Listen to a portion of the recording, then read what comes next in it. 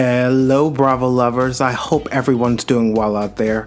I have a special treat for you. For all those Below Deck fans out there, I have on today's episode Alex Propson from season 4 of Below Deck Sailing Yacht, and he was wonderful. He is exactly how he is on the television show. He is cool, calm, collected, humble, and I had a great conversation with him. He gave me over an hour of his time, and his birthday happens to be tomorrow, where he turns 29. So if you don't know who Alex Propson is, Alex is originally from Wisconsin.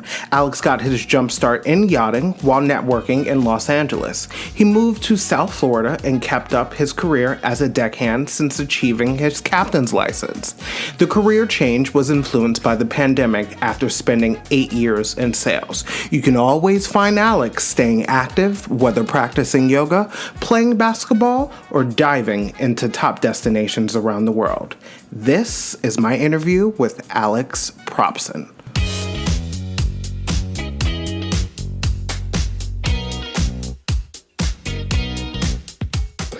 So, I have to ask you, now that everything's out, Yeah, everything man. has aired, what is the feedback like?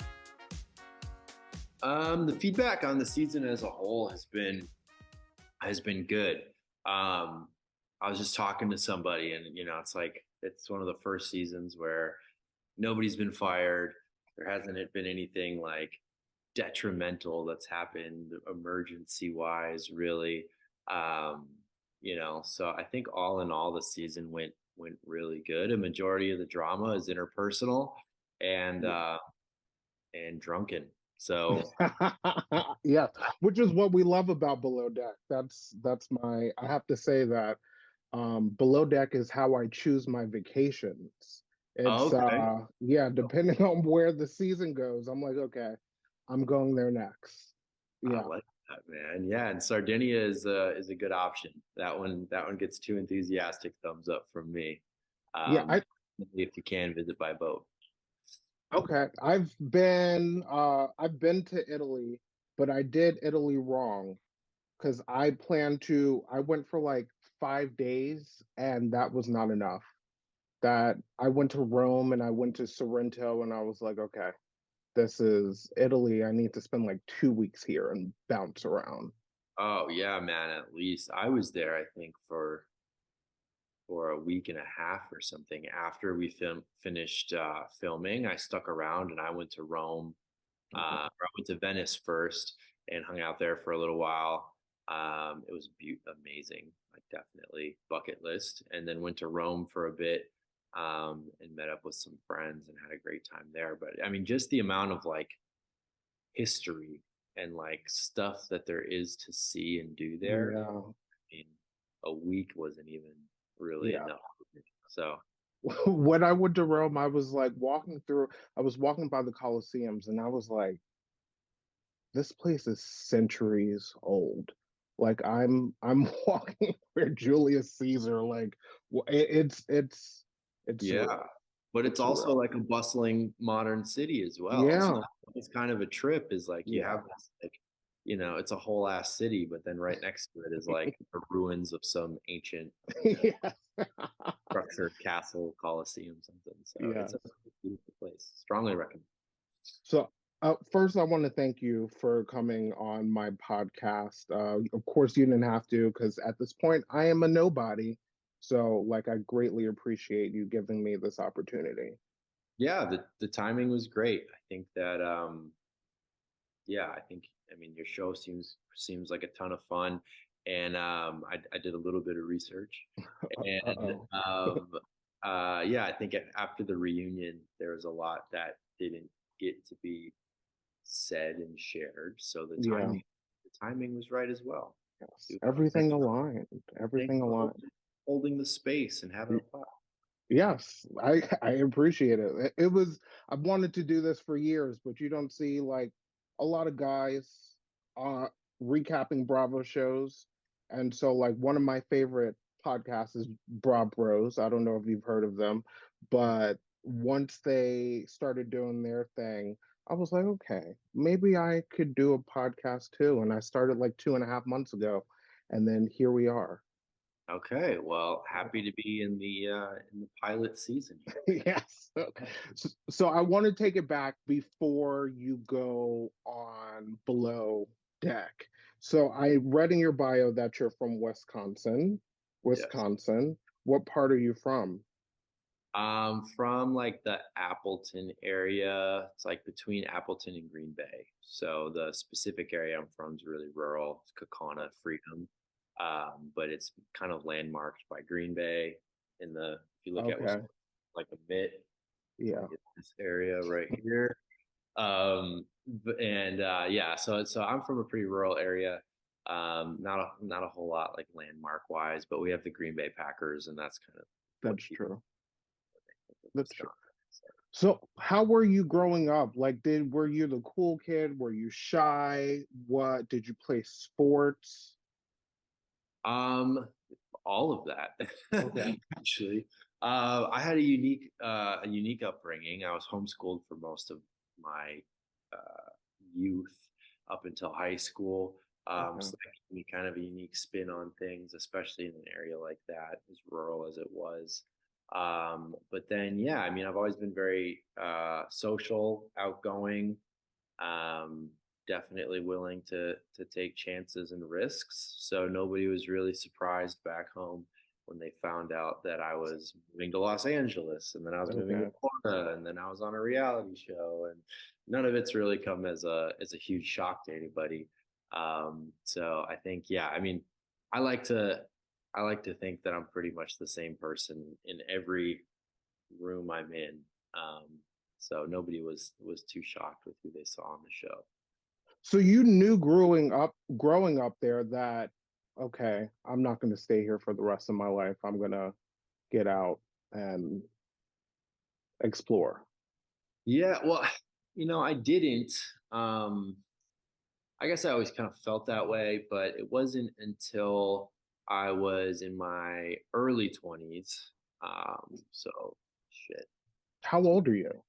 I'm 20, I'm turning 29 tomorrow, actually. Okay. Okay. Oh, happy early birthday. That's awesome. Oh, snap. Thanks, brother. Yeah, I kind Oh of my stopped gosh. celebrating them now as we get closer to Yeah. next decade. But yeah, so it wasn't until I was in my early 20s. I was in real estate and I was pretty comfortable in Wisconsin. I love Wisconsin. I love the area I'm from. And there was a time where I was like, man, I guess this is where I'm gonna be, and I was okay with that. And then I had some stuff that kind of happened in my personal life. And then I was like, you know what? I'm going to take a long shot here and I'm going to try traveling for the first time, like out of the country. Yeah. Um, so I went and I signed up for this volunteer program in Thailand. And I stayed there for 3 months, or was supposed to stay there for 3 months, and ended up staying quite a bit longer. And then when I came home from that, and I, had been all over the world, I kind of looked at my small town and was like, hey, I think I'm at a point in my life where I'm young enough to make a change, and I have the vision to make a change right now, and decided to move to California. So inadvertently, yeah, I just kind of ended up roaming a little bit. I one thing, in my group of friends, a lot of us love to travel the world, but one thing Americans don't do is leave the country. People Right. like to go, you know, stay in the country. Maybe they'll go as far as Mexico or maybe Puerto Rico. But like as far as that, I think the statistic is like I think only 10% of American US citizens have a passport. Wow, that's 10% is significantly I lower. could be wrong. Yeah. Don't quote me on that. Yeah, I'm no, not I a won't, journalist. but I believe you. Yeah, I think that, and that's how people from Wisconsin were, it was a big deal if we went to Chicago. Like that was it's a Yeah. 2 hour drive or a 3 hour drive. But that was significant. And I was just like, man, every time I, you know, leave the state, it's exhilarating to me. So Yeah. I decided to, fly literally to the other side of the world. And I took a 15-hour flight to China and woke up in China. Oh And I my was gosh. never been out of the country. Holy cow. Like, oh man, this place is Go. a lot bigger than I thought. Yes. So Well, your yeah. perspective changes, and I think that that shift in perspective is something that kind of scares a lot of people. Um, Mhm. but especially in the world of yachting, it's everyone kind of thinks the same. I guess Yeah. I mean, everyone's roaming. you can't you can't grow as a person unless you step outside your comfort zone or your bubble that you live within. Yeah, or at least have an open mind to people that do, right? Yeah. Uh, so for me it was experiencing the different cultures, um, and the different religions and the different Yeah. ideologies and ideas about things, because I had come from such a Midwestern conservative Christian background, and once you break out of that mold a little bit, um, and you realize that there's people in the world who don't even know what conservative Christian Yeah. beliefs are. Your perspective definitely shifts. Yeah. What's valuable and important definitely changes. So Well, because at the end of the day, it comes down to who you are as a person, not like what political party that you follow or your ideology. correct. That's Yeah. what matters. Yeah. And I mean, like people in third world countries, they're worried about what they're going to eat for dinner and where they're going to get fresh water and how they're going to survive winter and things Yeah. like that. So they aren't thinking about any of the foolish things that we stress and Yes. give ourselves anxiety about in the Yeah. U.S. So seeing Yeah. that firsthand and seeing the joy and excitement that they lead life with, not having a quarter of what we have, Yeah. opportunity we have in the States, that's probably the thing that was the most eye opening. So I know you said you're turning 29 tomorrow, and speaking of traveling the world, so I turned 31 in March, but my 30th birthday last March, I was nervous about turning 30 because I was like, where I am at 29 is not what I thought I was going to be, where I thought I was going to be. So instead of celebrating with friends, I went on a 6-day solo trip to Costa Rica and rented a car and drove around the country and had the time of my life. Yeah. And I met some guy, Juan, and his girlfriend, like on an ATV adventure in the jungle. And him and I were like sitting on the beach because he and his girlfriend invited me out for drinks after. And he was just like, you're so lucky to be from the States. He was like, there's not many opportunities here, but like agriculture, tourism, and that's pretty much it. And it's like, I was like, wow, I freak out about the trivial things in my life. And I'm like, here are people who were like, you see people walking on the side of the road, like carrying baskets of fruits, just trying to make a living. And it does open your perspective and makes you reflect like, okay, like my life is not as bad as I think it is or stressful. Totally. Yeah. And if, not quoting your statistics, but if 10% of Americans, only 10% of Americans have passports, that means even less of them are traveling internationally, means that there's, a whole mass majority of the population of the US that isn't having those experiences or isn't Yeah. receiving that perspective. So, yeah, I mean, if I had one piece of advice to young adults, it would be to get outside of your comfort zone, go out on a limb. That's where the fruit is the saying. So, That's um, where the fruit is. I like that. yeah. So get out there and get that because it can alter you as a human being, and it's Yeah. almost always for the better. Yeah, I agree. So you moved to California, LA, I assume. Yep. Yeah. Literally the heart, downtown LA is where I was at first. So And how long were you there? I lived in LA for 3 years. Okay. And then, so after LA for 3 years, then you moved to Southern Florida. Correct. Yeah. Then I moved to Miami, and then I made my way up to Fort Lauderdale, which is a little bit north of Miami. So yeah, when I was in Asia, I met a girl, fell in love. We traveled around a little bit, and she lived in LA. I was in Wisconsin, so I was like, you know what, this is the perfect opportunity for me to get out of Wisconsin. Packed all my stuff, sold all my stuff, property, Oh I have wow. property and stuff, sold all of that, and moved to Los Angeles. Um, and that was in 2019. Um, yeah, 2019. And shortly, within 8 months of being there or whatever, a little pandemic started, a little thing we all seem to forget about. Yes. So, I got to experience Los Angeles pre, during, and a little bit here post Yeah. pandemic. But yeah, being there while the city and the world was going through all of that, was tumultuous, I will say, and it was something that shook me a little bit because it was my first time, really taking a chance and getting outside of Wisconsin, and then I have a global pandemic hit. So I don't regret the move at all, and I love the city of Los Angeles.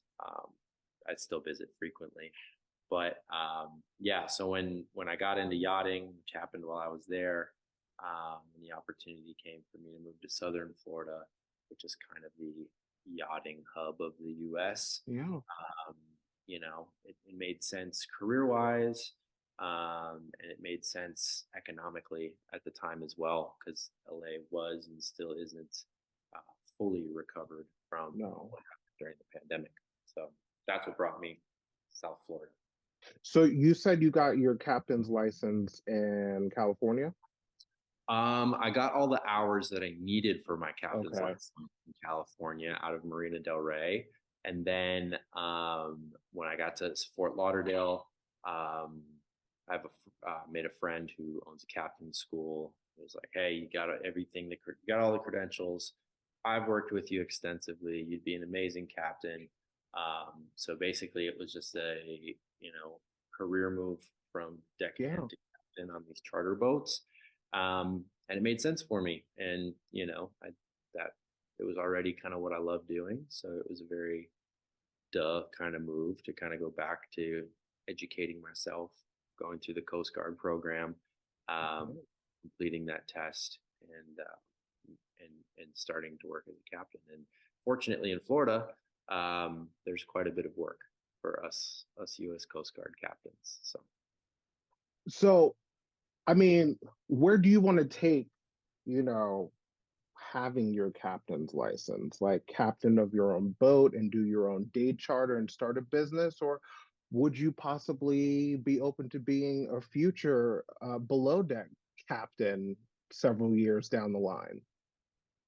yeah, good question. So there's a lot of different, I guess, avenues in the industry. One is the super yacht stuff, and the captains that you guys see on TV: Captain Glenn, Captain Sandy, Captain Lee, um, Captain Jason, Hmm. uh, and the newest member that I can't think of his name.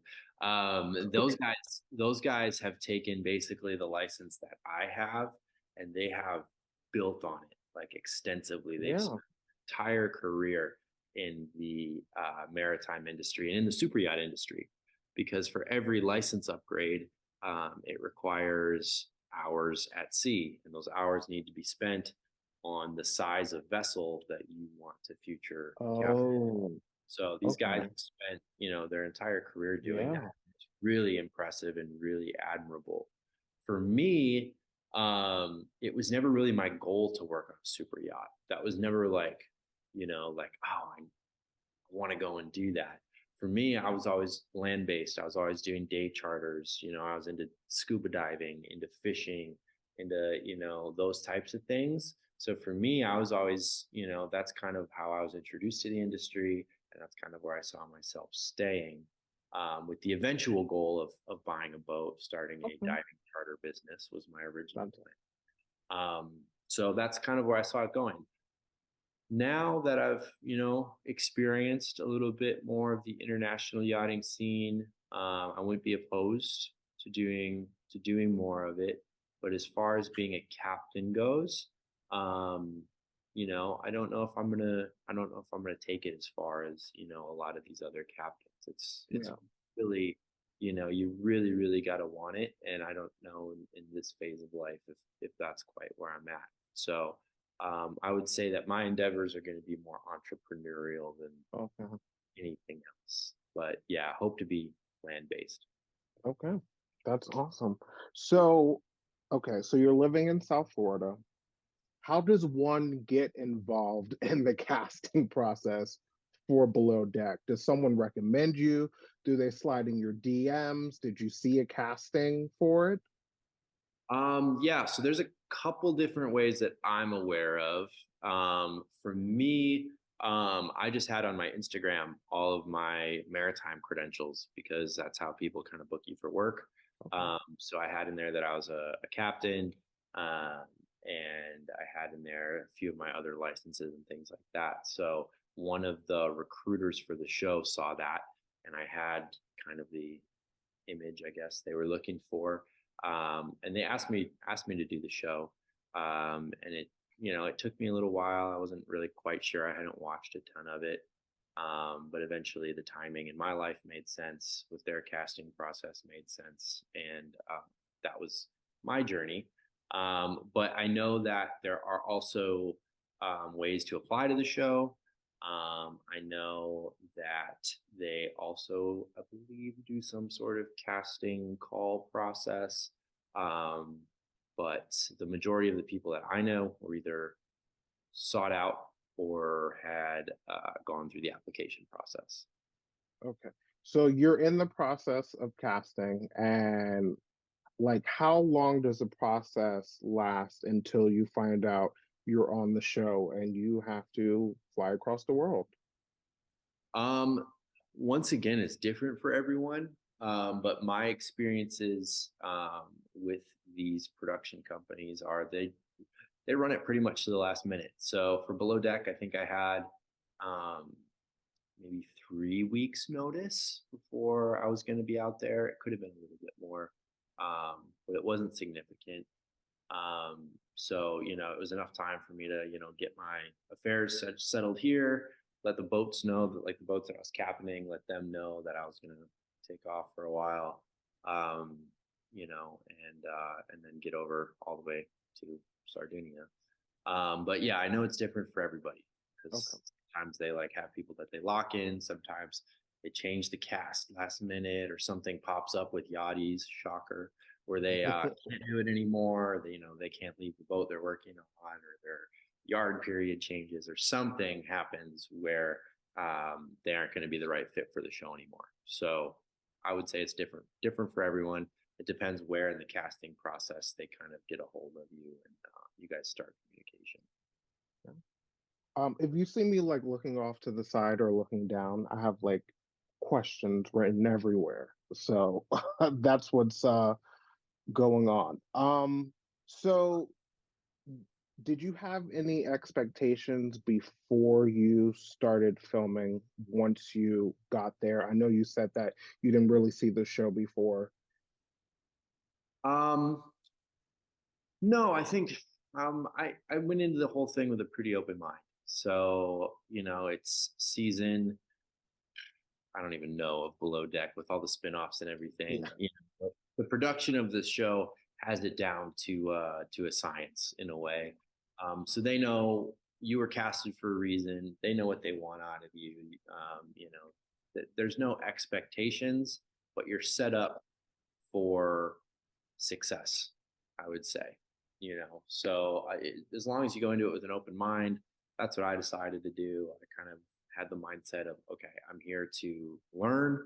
It's my first time really working on a super yacht. It was my first time working on a sailing yacht. So I was like hoping to learn sailing. But I knew that I didn't need to come in with an ego or anything because, I'm the new person on deck. I didn't have any real prior experience. I didn't even really feel like I, totally belonged there. And then you just wake up in Sardinia one day and, all of a sudden it's time to go to the boat, Yeah. and we just walk on board. And I was kind of like, oh, I don't know, how this is gonna go. But yeah, open mind definitely is important. And then I think just approaching it with kind of the with a humble servant's attitude. Yeah. It's kind of my method, anyhow. I know that's hard for some people. No, I mean it shouldn't be hard. It shouldn't. So it's the first day of filming, and you get on the boat. You are introduced to everyone. You're introduced to Captain Glenn, and then he sits you guys down and tells you that Gary has COVID and he's not going to be on the boat. Now I know you said you were pretty green with being on sailing yachts, and then there's Chase, and then Colin is what, engineer of the boat. So like, did you come on when you found that out? Where you're like, oh gosh, here we go, like shit's about to hit the fan. Yeah, I mean, it's my first time doing any kind of TV. It's my first time being in a situation like that. So, I wasn't really shocked that there was some sort of hiccup right off the bat. That's also just kind of how the industry works. But, all in all, I think that first charter without Gary was kind of a good way for us to, learn sink or Get your swim. feet wet, yeah. Yeah, and it kind of gave us an opportunity to be like, all right, these are the people you're working with. You don't know anything about their personalities. You don't know anything about their work ethic, their hygiene, like anything. You don't know about these people. They're just like complete strangers, and then you're cast together in a relatively stressful situation, like day one.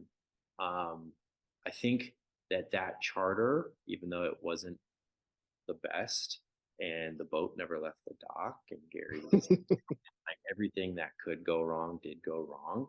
I think that core group of people, um, for us, it made us all really close right away, and it made us have some patience with each other right off the bat, because we're like, okay, this has to be the hardest this can be. Yeah. So from here on out, we know that we're willing to work together, and we're capable of doing this successfully. So I think the way that it worked out, honestly, like you couldn't write a better TV show. Like the way that it happened, like was just so on point. So yeah, Yeah, one of the good things about Below Deck is that you pretty much get a new cast every season. And so like you really can't get hooked on anyone. Of course there are some people that do multiple seasons, Daisy, Gary, Colin, Hannah, I think from Below Deck Med. Um, but one thing I like about Below Deck is that you get to meet people every season. But this this cast for season 4 was so good, and everything was so organic, but also dysfunctional at the same time and raw. I'm just like, I assume they're probably about to film another season. Because did you film this time last year? yeah, it was over the summer. So Okay. yeah, It, that's the Mediterranean yachting season. It's usually this I time. would love for, I mean, it's probably too late, but I would love to see you guys all on the same boat again because it Yeah, was it was I good. mean, who knows? Maybe someday. Yeah. It definitely went really well. As far as making it, I get a lot of comments and messages about, oh, we want to see all of you guys back. It's Yeah. like, wow, that wouldn't make for a very exciting TV show, having True. the True. entire cast back. We would run out of drama pretty fast. So from a casting standpoint, doesn't make a whole lot of sense.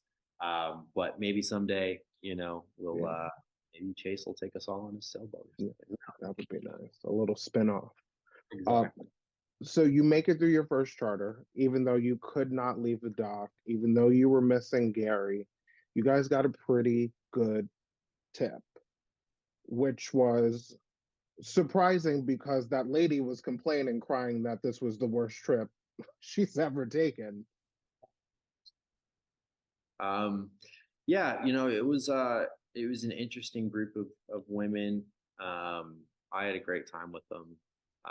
It was very stressful first charter for us because we're all just, like I explained, getting to know each other, figuring out where stuff is on the boat. Nothing's working. We can't find stuff. So we were kind of running around like crazy, but we did try to, provide them with the best service we could, all things considered. And yeah, the tip was very generous.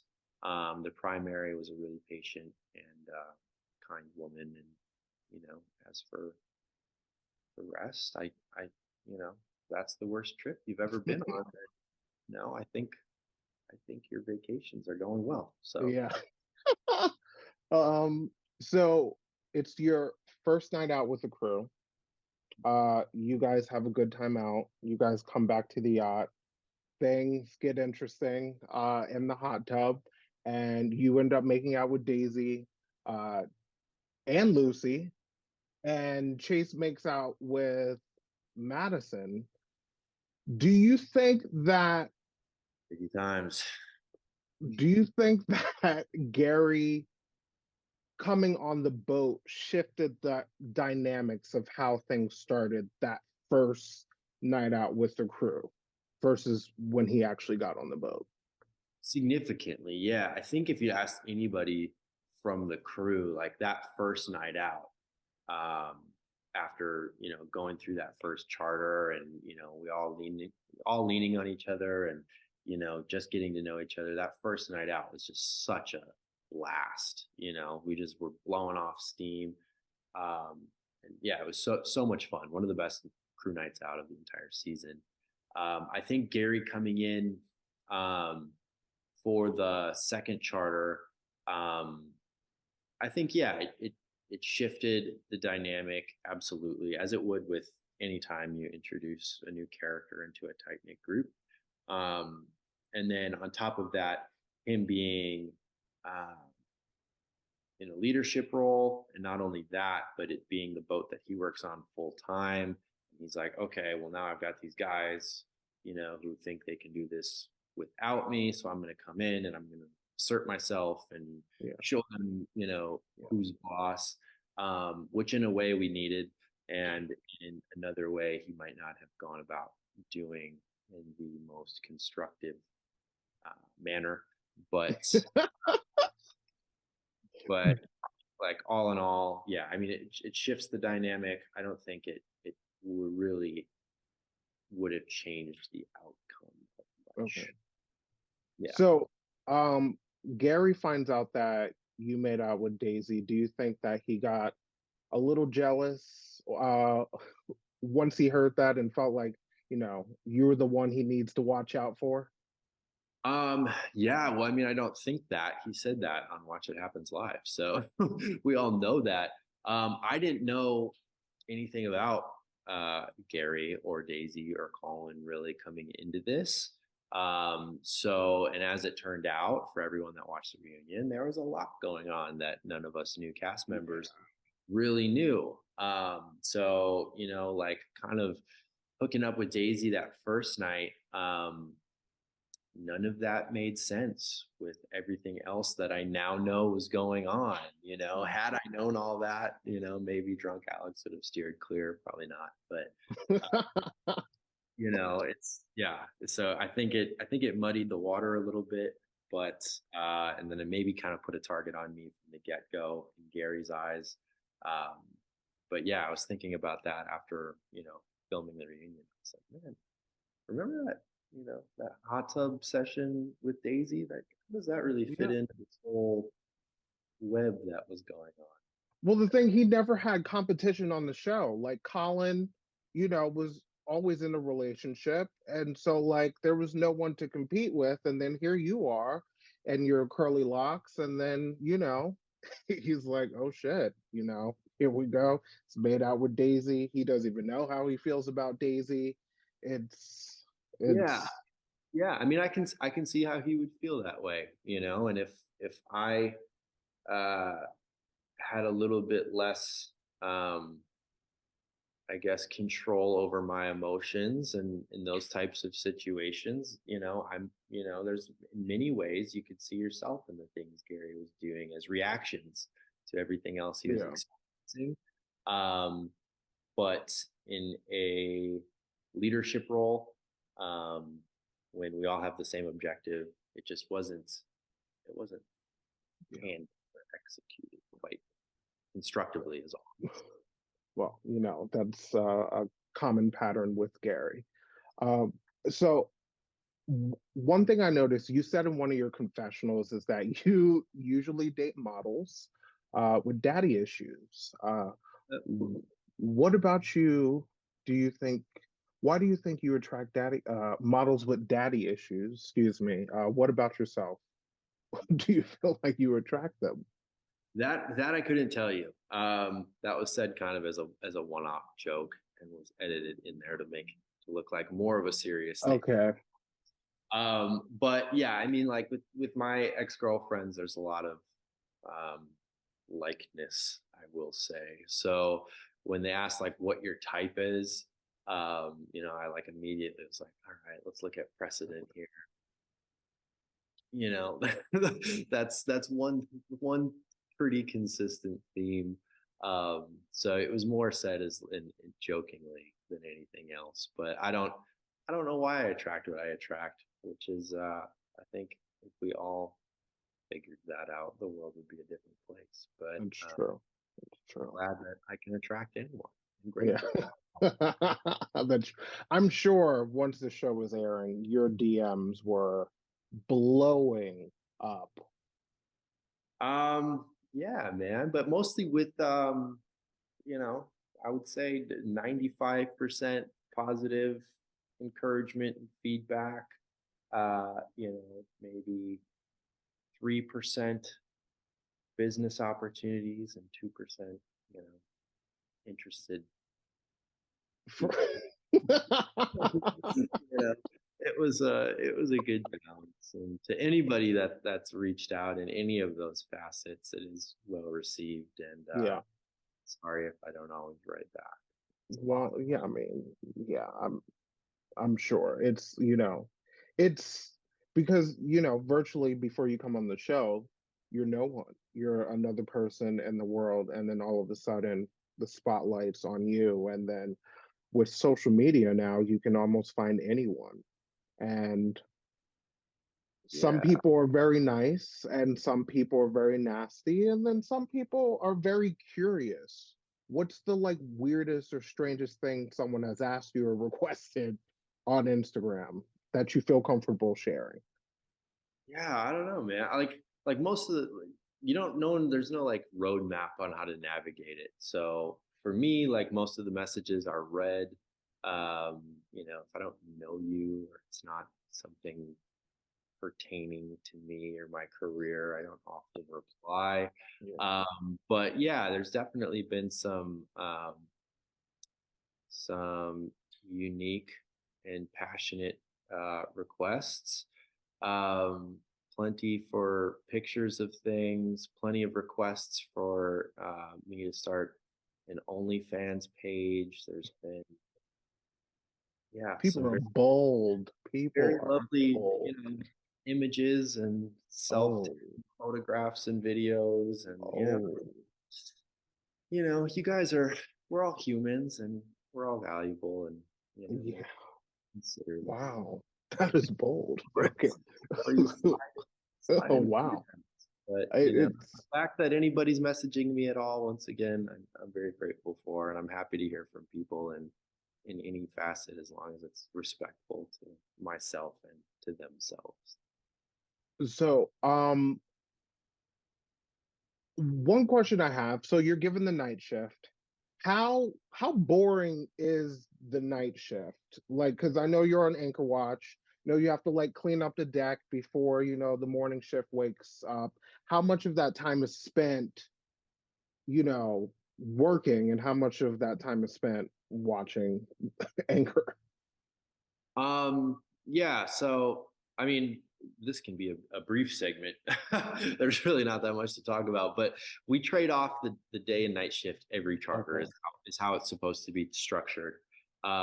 My first night shift, never having really done an anchor watch for that size of a vessel before, hearing that there was some things that happened in past seasons on Anchor Watch that were not good. Yeah. That first one, I was really just like very focused on the wind and the anchor and making sure we're not moving around and our position, certain landmarks on shore and things like that. So I was pretty anxious the first time. That honestly I didn't get as much or as good of a cleaning in as I was supposed to, which was coached kind of and corrected. And you know, when you're on Anchor Watch, it is very quiet, eerily quiet. You're by yourself. But the point is for whoever is up at night to clean the whole boat, top to bottom, front to back, the exterior of the boat, so that it's perfectly, clean and beautiful when the guests wake up in the morning. So 95% of the time should be spent on getting the boat prepared. That other 5% watching anchor and making sure you know Yeah. nothing. Didn't Madison also work night shift as well? Yeah, so their shifts were a little bit different. So night shift Okay. for them means that they stayed up until midnight or something, like prepping things for the next morning. Um, so yeah, we would switch off. Sometimes it would be Lucy or Mads up, late with whoever was on the night shift. Um, but that kind of became an issue of contention later in the season. So Yes, it did. Speaking of that, so we get to the point Gary and Madison are vibing, but we also see that you and Madison have a flirtatious banter. Um, I think you passed out in the hot tub the first time that Madison and Gary hooked up. I yeah, think like that was the case. crew night out. Yeah, I got pretty created for sure. It was time. You said that if you were more forward with Madison, she would probably have chosen you over Gary. I know you said you're not thirsty like that. You're not forward like that. Does that mean that you're used to being pursued and not the other way around? Maybe, but I think more so, it was such a short window, I'm juggling so much. I'm trying to figure out this boat. It's my first time being on TV, and there's anxieties that come with that. Trying to figure out your place in, a totally new crew. So for me, like hooking up was not very, very, very close to the top of my like Yeah. to-do list every single day. And on top of that, you're just getting to know these people. Like we had only known each other for several days at the time. So yeah, we were all becoming friends, getting to know each other. And then yeah, Gary having been on TV before, knows what he's doing on this boat, doesn't have any of these other anxieties or things really on his mind other than, coming in and finding someone to hook up with. He's just much more forward and aggressive. Yes. And that worked in the instance with Madison. Right? So I know you said that Gary knows what he's doing on this boat. Do you think that Gary also knows what he's doing when it's time to come for filming? Because I think of your day off, you guys are I think you guys are having dinner and Daisy and Gary are off talking. Everyone at the table is like, what's going on? What's happening? And then we find out that Gary revealed that him and Daisy had sex after they agreed to not mention anything. Do you think like Gary just has a lack of awareness, or you think like he does some things because he knows he's being filmed? I think a lot of Gary's a pretty shit, man. It's the best way to say it. Gary's wears his heart on his sleeve, I guess. So, a lot of the time it's very easy to tell what's going on with Gary. And I think a lot of the viewers can tell as well. I mean, it comes through the screen. You can tell exactly where his head at is at and exactly why he's doing certain things. It's almost It's child calculated. in many Yeah. ways. It's just Yeah. very, That's true. very simple, I guess. And Yeah. then also him, that's the word I was avoiding, but there's also this side to Gary, he's been on TV before. He knows how to play this game that he was kind of creating. And in that specific situation, that was done very deliberately and in a way to manipulate his position Yeah. with Daisy and Colin. So I think it's both. Yeah. I think that, like, for me, I would have never even thought of that. Like, oh, if it's announced, then it becomes part of this storyline. Yes, the storyline. Yeah. Um, so I would have never even thought of that. So I think, yeah, he has a unique uh, position where he's been doing this long enough um, that he can kind of, wield that and use it to Yes. storyline to his favor. So Yeah. That's for quite better, interesting. for better and worse. Yeah, because I don't know if this storyline worked out in his favor. I would say no. I would say no. But at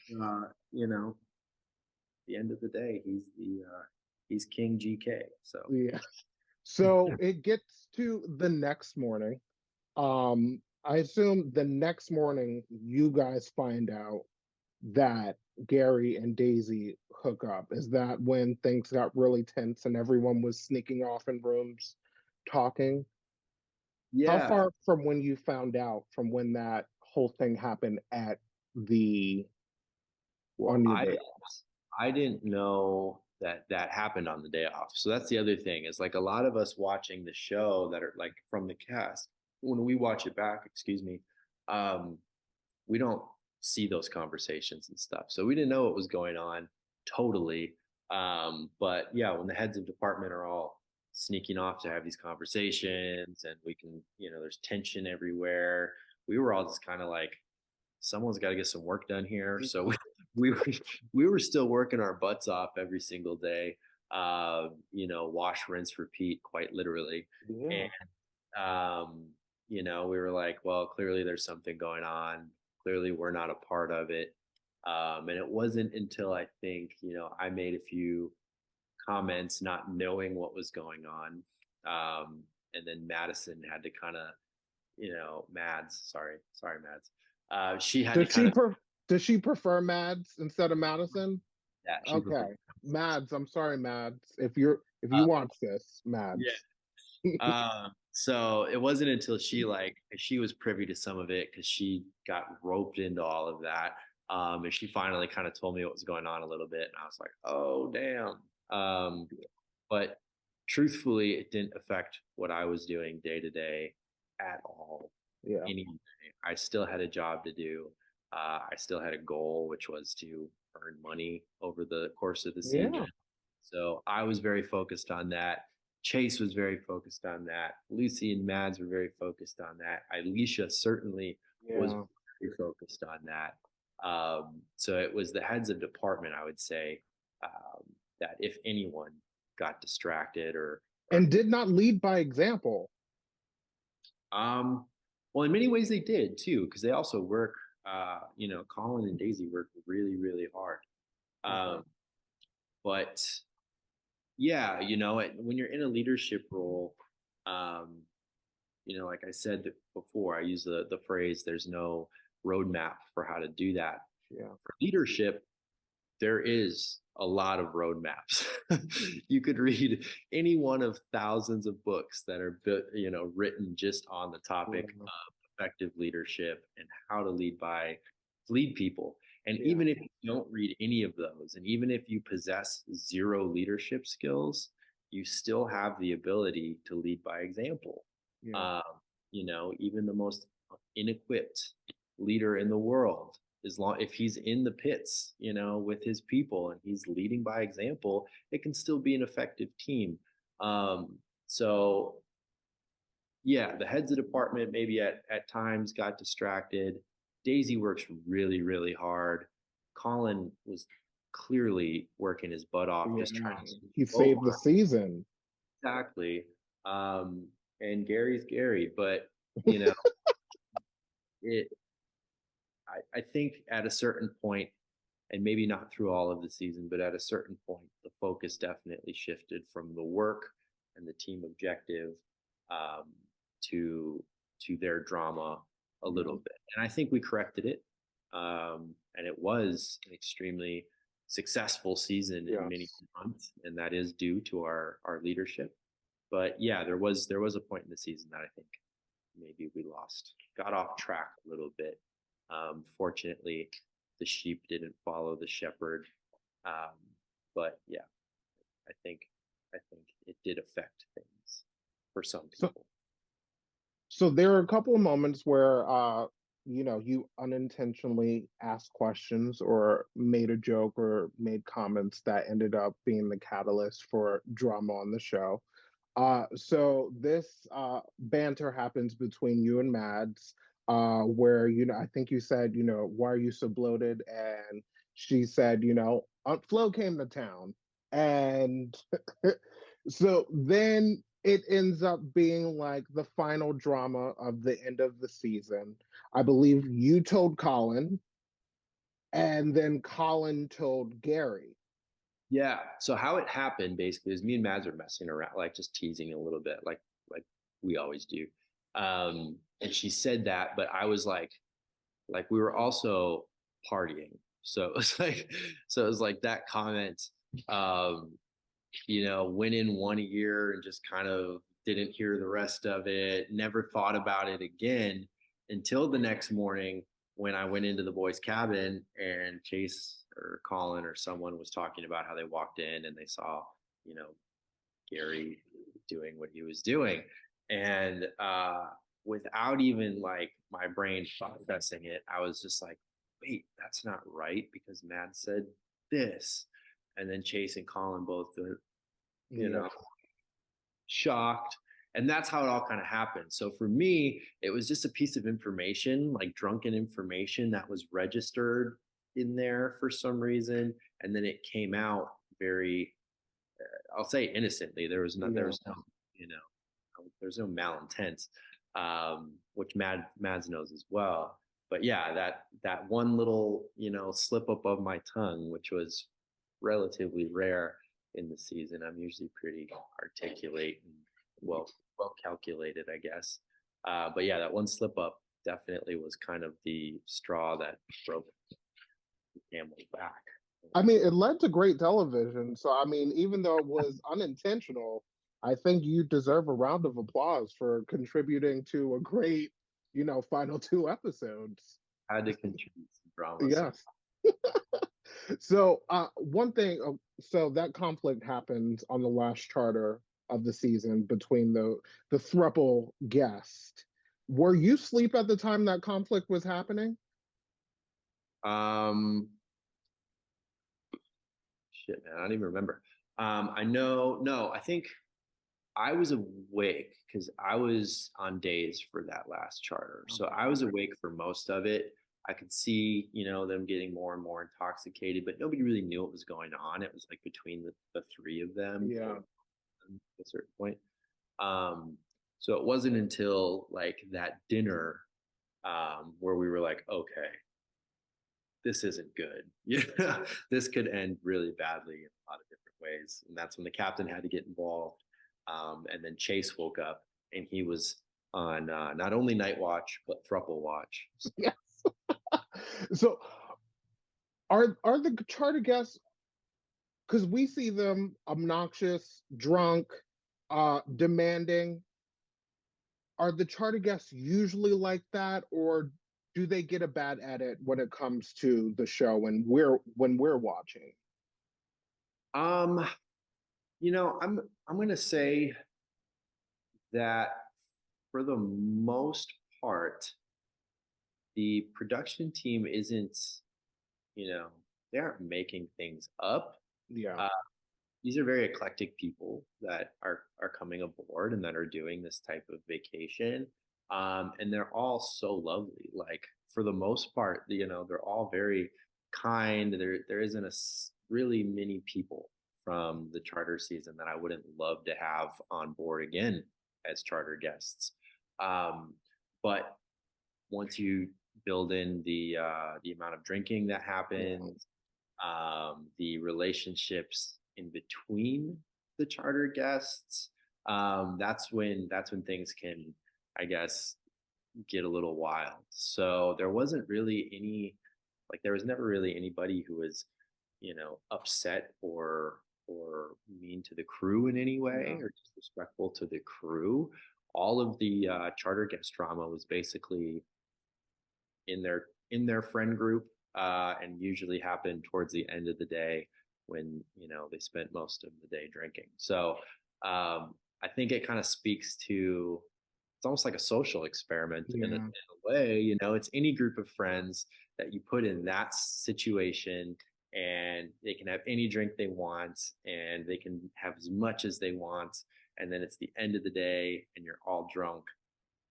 I think we could all probably admit that our friend groups would have some drama as well. Yeah. So Yeah. the television writes itself. They know that when they're coming into it as well. But there's no way to prepare for that type of thing. But I don't think it's bad editing, and I don't think it's any type of bad character on the guest's behalf. I think it's just that the most interesting parts happen to be after they've been drinking all day. So. So I have just a handful of questions, and then we can wrap this up. Because I want to. Your birthday is tomorrow. Um. So you get to the reunion. One. How long are you guys filming for the reunion? The reunion was also shot in one day, so it was all remote, obviously, um, and that was pretty much just one afternoon. I want to say like Okay. 3 or 4 hours, and that's with all of the production breaks and everything in there as well. So really, what you see on the reunion, um, it's not chopped up a whole lot. I mean, they cut out the boring parts and the parts where the audio is bad and all of that, but it's pretty much what was shot is what you guys are seeing. Were you surprised when Gary admitted that he doesn't watch the show back? Um, Two things crossed my mind.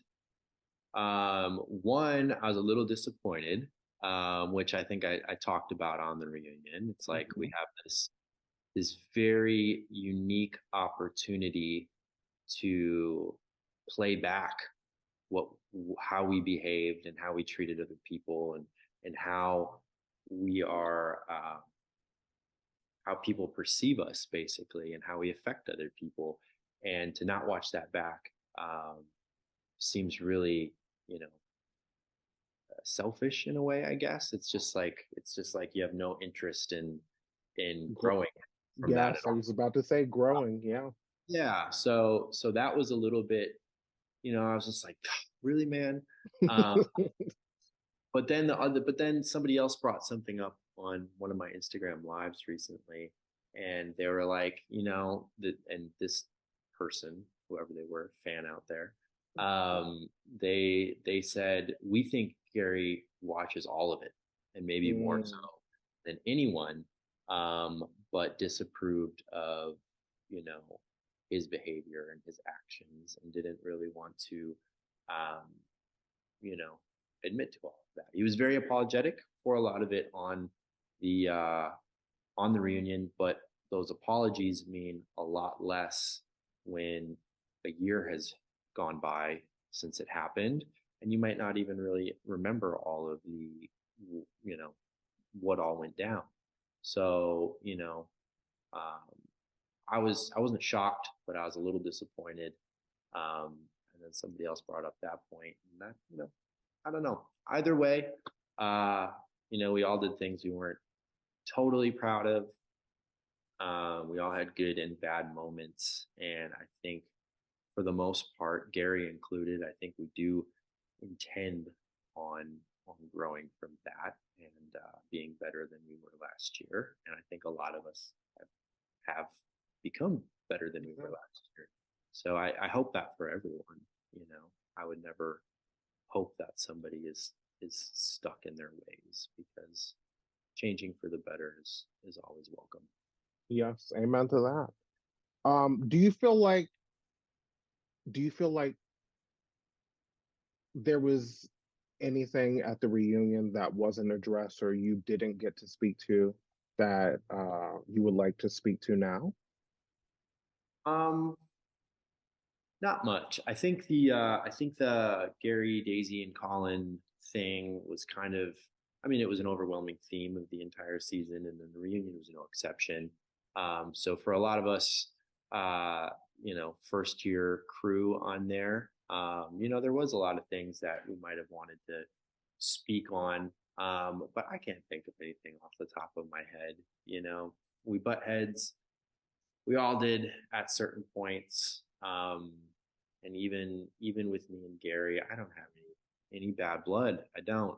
I was never Yeah. upset really with the guy, and even on the show. That's why I run up to people and I'm like, "What's going on? Explain to me what's going on, so we can sort through this and get back." That's how I approach those types of things. So yeah, I wish him nothing but the best. Um, we didn't totally work on deck, and whether that was due to my greenness or his style of leadership, um, it just didn't work between us, and that's totally fine. Not pictured is all the nights and the times that me and Gary had a great time together, and Mm, got to know each other and all the cool conversations we had, and so at the end of the day, we're all friends. I would love to reconnect with Gary at some point and get his take on all of this. We haven't had that opportunity, but I'm very open to it. So, so life after Bravo. Have you made any friends within the Bravo universe, become cool with outside of the Below Deck cast? yeah, definitely. I've been blessed to find myself in some rooms with some super cool people, specifically in the below deck world, like Katie Floody and Malia White. I've gotten really close with them, and they've kind of encouraging me through this below deck season. Yeah. So shout out, girls. And then yeah, some of the I've hung out with some of the Summer's House, Martha's Vineyard crew, some of the Summer House, Winter House crew, and Would you ever do summer or winter house if asked? I think I would. Yeah, I think I would. Okay. Yeah, Garrett. Bravo. Get on it. Get on it, Bravo. But Um, so my last question, um, what lesson did you learn about yourself this season after watching back? And is there anything you wish you would have done differently? um, I'll answer the second question first, and that's no. Um, I think for that time in my life, everything happened. I could sit here and say like, "Oh, I wish I would have drank less," or "I wish I would have given Mads more attention," or "I wish," I could have said all that stuff. But truthfully, no. For everything that was going on with me last year, that was the most organic and realistic representation of who I was when we were filming that TV show, and yeah, I wouldn't take back any of that. It's more so cool just to have like that season of your life Yeah. cemented somewhere.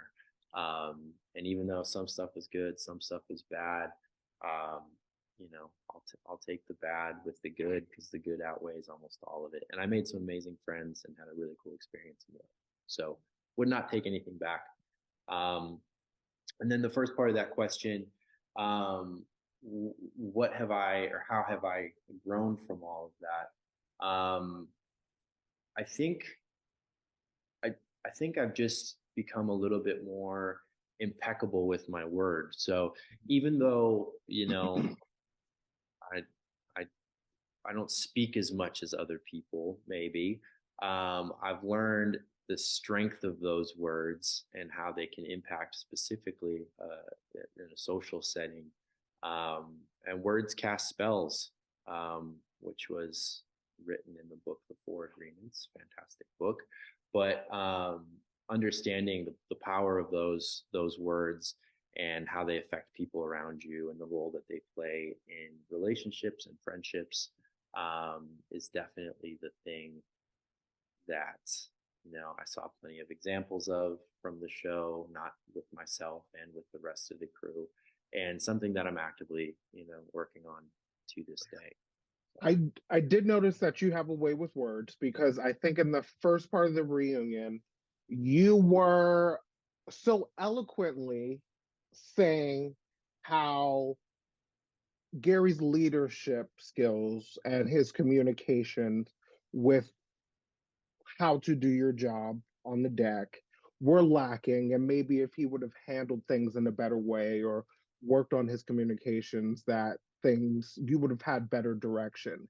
And I'm sitting back and watching, and I was like, oh, does Gary even know that Alex is like giving him like a really good lashing right now, but like in such a calm, respectful manner?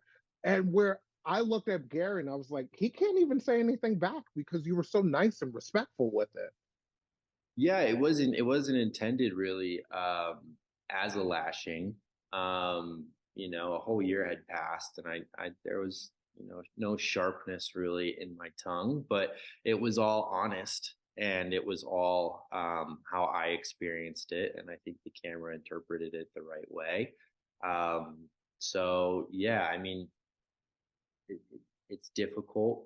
There's a saying that goes, never argue with a fool because a passerby might not be able to tell who's who. Hmm? Uh, and I, I, I carry that one with me. And in these types of situations, there's no sense of going on camera and just hashing it out back and forth, because it can all be laid out exactly how it happened. And I think Hmm. that's no emotion involved is sometimes the best way to sort through a problem.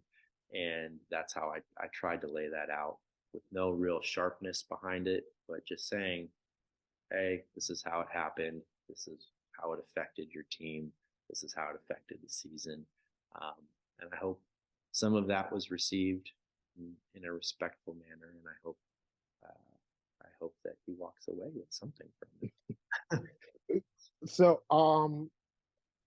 is there anything that you have coming up or anything that you would like to promote that your fans you want them to know about?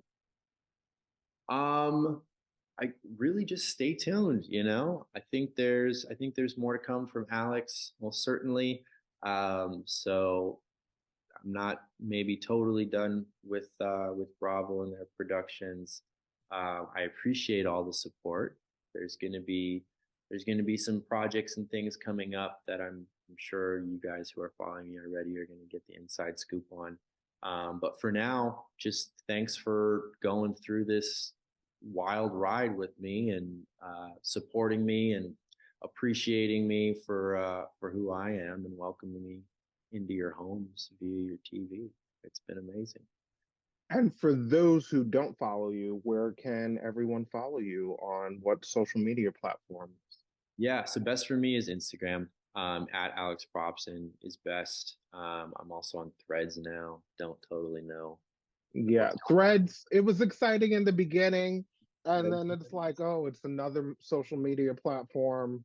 You Yeah, know, but yeah, Instagram's the best for me. There's going to be some opportunity to come and charter boats with me down here in South Florida. So watch Instagram for updates on that. Would love to meet more of you. I'm on Cameo as well. That's a great way to interact and to meet you guys. But definitely reach out on Instagram, follow me there, and that's going to be the best way to get me to read those messages that I sometimes don't get to all. it's okay. Yeah. Um, Alex, I want to thank you sincerely so much for coming on the podcast. It was a good conversation, very good conversation. Fantastic, Jared. Yeah, I enjoyed it, man. I wish you all the success in the world with this. It takes a lot of bravery to start something like this in this current climate. So I encourage you to stick with it. I think you're a fantastic host, and I appreciate you holding the space for me to talk a little bit more, and hopefully for other people to get an inside scoop on what was going on in Parsifal. Yes, most definitely. Again, I also want to wish you a happy early birthday. I hope you have a good one. And don't be afraid of turning 30. I know you're turning 29, but Yeah, don't be afraid of turning 30. It's scary at first, but you know, it's good. for sure, man. Yeah, I don't fear much anymore, so I mean, I'm excited about it. New phase of life, and hopefully get to bring you and all you Bravo fans along with me. Yes. Anytime if you pop back up on Bravo, you're more than welcome to come back on the podcast to talk about it. We would love to have you back. Yeah, just let me know, brother. Happy to contribute anyway. Yes. Thank you very much. Have a good one. You got it. God bless y'all. Peace. Same to you. Bye. And that was my interview with Alex Propson. I had such a good time. He is such a nice person, so warm, so open, and he just radiates great energy. I hope you all enjoyed this interview. I know I did. Thank you so much for the support. Thank you for listening. Thank you for following. Thank you for subscribing. You can always catch a brand new episode of Bravo Tea with Jared B every Wednesday and Friday. You can follow me at Bravo Tea with Jared B on Instagram, at Bravo Tea with JB on Twitter, and I'm also at Bravo Tea with Jared B on TikTok. Follow me on those social media platforms. Reach out to me. Slide in my DMs. Give me your questions. Give me your comments, and I will read them on the podcast episode, and I will give you a shout out. I greatly appreciate the support. It is so humbling. I'm so excited for this opportunity. That's all the Bravo Tea I have for you. I hope you all have a great weekend, and I love you for listening, and I will see you next time on Bravo Tea with Jared B. Well, we won't see each other, but you'll hear me. You might see me. Things are expanding. Have a good one.